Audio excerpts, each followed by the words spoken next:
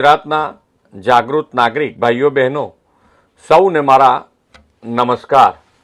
આજે સૌને એક નમ્ર વિનંતી સાથે મહત્વપૂર્ણ સંદેશ આપવા હું ઉપસ્થિત થયો છું। આપણે સૌ જાણીએ છીએ કે તારીખ 26 એપ્રિલે રાજ્યમાં સ્થાનિક સ્વરાજ્યની સંસ્થાઓની ચૂંટણી યોજાઈ રહી છે। આ માત્ર એક ચૂંટણી નથી, પરંતુ આપણા લોકતંત્રનો પવિત્ર ઉત્સવ છે। લોકશાહી પરંપરાના મતદાન એ અધિકાર સાથે નાગરિક તરીકેનું કર્તવ્ય પણ છે। તમારા એક મત તમારા શહેર, જિલ્લા અને તાલુકા તથા ગામ અને સમગ્ર સમાજના વિકાસને વધુ ગતિ આપશે। એ માટે દરેક મત અમૂલ્ય છે।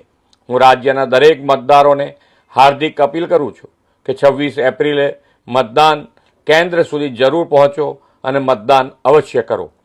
પરિવાર, મિત્રો અને પડોશીઓને પણ મતદાન માટે પ્રેરિત કરો। 100% મતદાનનો સંકલ્પ લઈને લોકશાહીને વધુ મજબૂત બનાવો। જે યુવા મતદારો આ વખતે પહેલીવાર પોતાના મતાધિકારનો ઉપયોગ કરવાના છે, તે સૌ યુવાનોને પણ મારી શુભકામનાઓ। સૌ સાથે મળીને જનભાગીદારીથી વિકસિત ભારતથી વિકસિત ગુજરાતના નિર્માણ માટે આપણા પવિત્ર મતાધિકારનો અવશ્ય ઉપયોગ કરીએ। ચાલો 26 એપ્રિલે આપણે 100% મતદાન કરીને લોકશાહીના આ મહાપર્વને સફળ બનાવીએ। ભારત માતા કી જય, વંદે માતરમ, જય જય ગરવી ગુજરાત।